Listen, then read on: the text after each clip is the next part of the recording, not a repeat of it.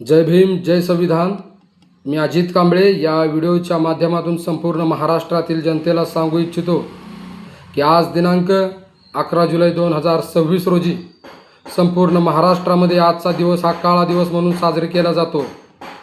याचं कारण असं की आजच्याच दिवशी म्हणजेच 11 जुलै 1997 रोजी मुंबई येथील घाटकोपरमधील रमाबाई आंबेडकर नगर या ठिकाणी डॉक्टर बाबासाहेब आंबेडकर यांचा जो पुतळा होता, या पुतळ्याची विटंबना करण्यात आलेली होती आणि या ठिकाणी विटंबना करणाऱ्याला लवकरात लवकर पकडून याला शिक्षा देण्यात यावी, या गोष्टीचा निषेध करण्यासाठी हजारोच्या संख्येने लोक रस्त्यावरती उतरलेले होते।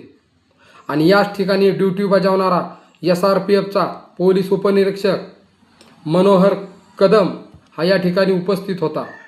हा भडकाव मनुवादी विचारसरणीचाच होता आणि त्याच शाळेत शिकलेला होता।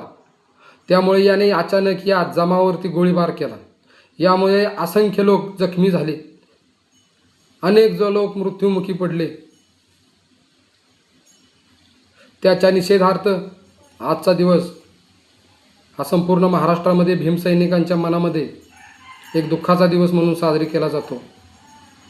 तर या व्हिडिओच्या माध्यमातून मी आपल्या सर्वांना सांगू इच्छितो, या मनुवादी शाळेमध्ये शिकणारा हा मनोहर कदम नावाचा अधिकारी अचानक या ठिकाणी येऊन त्याने गोळीबार केला आणि यामध्ये आपले 10 भीमसैनिक आणि 23पेक्षा जास्त भीमसैनिक जखमी झालेले असं आपल्याला सांगितलं जातं। परंतु जखमींची संख्या यांच्यापेक्षाही जास्त होती।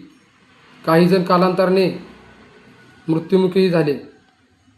तर याच गोष्टीची चौकशी करण्यासाठी महाराष्ट्र शासनाने, या भारतामध्ये एवढी मोठी घटना घडलेली आहे याच्या अनुषंगाने गुंडरेवार आयोग नेमला आणि या गुंडरेवार आयोगाने या मनोहर कदमला दोषी ठरवले आणि याला जन्मठेपेची शिक्षा दिली होती। परंतु या मनोहर कदम पैशाच्या जीवावरती, मनवाद्यांच्या विचारधारेच्या जीवावरती, ज्या व्यक्तीने ह्याला हल्ला करायला लावलेल्या त्यांच्या ताकदीच्या जीवावरती हा निर्दोष मुक्तता झालेली आहे। याची आज ही आपल्या रमाबाई आंबेडकरमधील मृत्यू झालेल्या आणि जखमी झालेल्या व्यक्तींना न्याय मिळत नाही।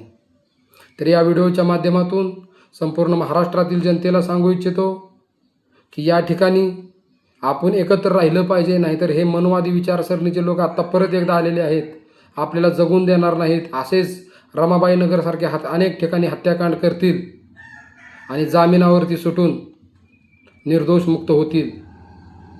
त्यामुळे सर्वांनी एकत्रित येणं हे आपलं काम आहे। त्याचप्रमाणे या व्हिडिओच्या माध्यमातून या ठिकाणी मृत्युमुखी आणि जखमी झालेल्या बांधवांना मी भावपूर्ण श्रद्धांजली